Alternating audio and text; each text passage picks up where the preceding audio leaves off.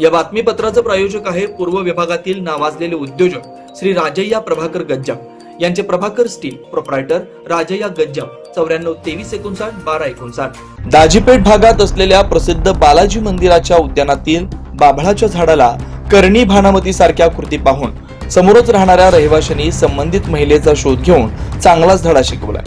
याबाबत अधिक माहिती अशी की मंगळवारची मध्यरात्र 1:30 वाजलेले, सर्वत्र सन्नाटा, सर्वच जण गाढ झोपी गेलेले, सर्वत्र शुकशुकाट. पण दाजीपेठ बालाजी मंदिराच्या अंतर्गत देण्यात आलेल्या उद्यानातील बाभळाच्या झाडाला करणी भानामती सारख्या कृती करण्यासाठी 2 महिला त्या झाडाजवळ जातात. यापूर्वीच या ठिकाणी अनेक लिंबू बांधलेल्या ठिकाणी 2 महिलांनी हातात आणलेले लिंबू त्या ठिकाणी असलेल्या काटेरी झाडाला बांधतात. नंतर हळद, कुंकू आणि इतर साहित्य त्या वृक्षाला ओवाळणी करतात. हा प्रकार जवळपास 1.5-2 मिनिटं चालतो. आपण आणलेल्या करणी भानामती सारख्या साहित्यांची पूजा विधी केल्यानंतर या 2 महिला आल्या वाटेनं परत जातात. पण संपूर्ण प्रसंग समोर असलेल्या सीसीटीव्ही मध्ये कैद होतो.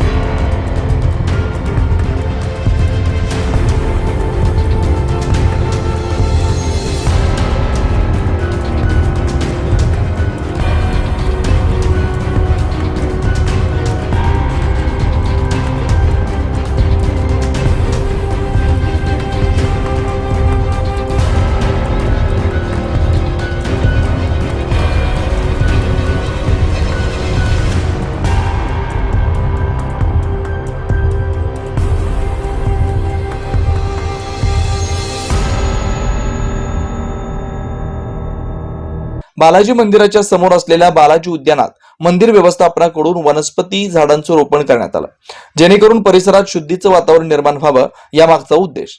पण मंदिर व्यवस्थापनामार्फत या उद्यानातील अवाढव्य आणि अस्ताव्यस्त वाढलेल्या वृक्षांची निगा न झाल्यानं करणी भानामती करणाऱ्यांनी आपला हेतू साध्य करण्यासाठी उद्यानाच्या बाहेर कंपाऊंडला लागून रस्त्यावर आलेल्या बाभळाच्या काटेरी झाडाच्या फांद्याला लिंबू बांधून आपला हेतू साध्य करतात. या भागात गेल्या काही दिवसांपासून या काटेरी झाडाच्या फांद्याला लिंबू बांधण्यासाठी जणू स्पर्धाच लागली असं दिसतंय. या ठिकाणच्या काटेरी झाडाला अनेक लिंबू बांधलेले दिसले. या अशा घटना वारंवार घडत असल्यानं येथील रहिवाशांना शंकांची पाल चुकचुकली. आपल्यावर तर करणी भानामती करण्याचा डाव तर नाही ना, म्हणून या घटनेवर येथील रहिवाशांनी सीसीटीव्ही द्वारे नजर ठेवण्यास सुरुवात केली. काल अमावस्येच्या रात्री 2 महिला बाभळाच्या झाडाला 1:30 च्या सुमारास लिंबू बांधून आपल्या जवळील हळदी, कुंकू आणि अन्य साहित्य त्या वृक्षाला ओवाळणी करत होते. हे दृश्य सीसीटीव्हीत कैद झालं. याबाबत या भागात राहणाऱ्या एका महिलेनं रस्त्यावर वाढलेले अतिरिक्त झाडांच्या फांद्या, उद्यानाच्या लगतच दारूच्या बाटल्या, कचरा स्वच्छ करावाची मागणी केली. त्याचबरोबर मंदिर व्यवस्थापनानं याकडे जातीनं लक्ष देऊन अनावश्यक वाढलेल्या झाडांची निगा राखावी अशी मागणी केली. दरम्यान या घटनेबाबत सीसीटीव्हीतील महिलांच्या पेहरावावरून आणि बोलचालीवरून त्या महिलांचा शोध घेत असताना या शेजारीच राहणाऱ्या या महिला निघाल्या.